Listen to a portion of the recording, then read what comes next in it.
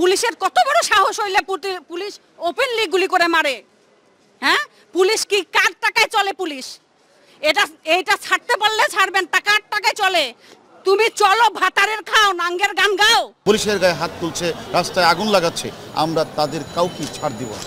আমরা পুলিশ, আমরা ধৈর্যের পরিচয় দিচ্ছি। তারা যদি মনে করে দুর্বলতা, তাহলে তারা বুকার স্বর্গে বাস করছে। যারা এই কাজটি করছেন তাদেরকে আমরা চিনি। লাশের উপর দিয়ে আলোচনায় না সরকারকে শিক্ষার্থীরা।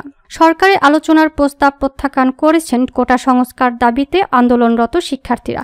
তারা বলেছেন, আলোচনা তো আগেও হতে পারত, আলোচনা আর গোলাগুলি একসঙ্গে হয় না, লাশের উপর দিয়ে তো আলোচনায় যাওয়া যায় না। বৃহস্পতিবার দুপুরে কোটা সংস্কার আন্দোলনকারীদের প্ল্যাটফর্ম বৈষম্য বিরোধী ছাত্র আন্দোলনের অন্যতম সমন্বয়ক হাসনাত আব্দুল্লাহ গণমাধ্যমকে এসব কথা বলেন। হাসনাত আব্দুল্লাহ বলেন, আমরা কিছু দাবি জানাবো, সেই দাবিগুলো পূরণ সাপেক্ষে আলোচনা হতে পারে, সেই দাবিগুলোর বিষয়ে আমাদের আলোচনা চলছে। দাবিগুলো পূর্ণাঙ্গভাবে লিখে আমরা লিখিত আকারে জানাবো, যাতে করে ভুলভাবে আমাদের দাবি উত্থাপিত না হয়। এর আগে দুপুরে সাংবাদিকদের আইনমন্ত্রী আনিসুল হক বলেন, চলমান কোটা আন্দোলন নিয়ে সরকার আজই শিক্ষার্থীদের সঙ্গে বসতে রাজি আছে।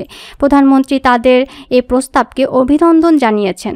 তাদের এই প্রস্তাবের বিষয়ে প্রধানমন্ত্রী, আইনমন্ত্রী এবং শিক্ষামন্ত্রীকে দায়িত্ব দিয়েছেন।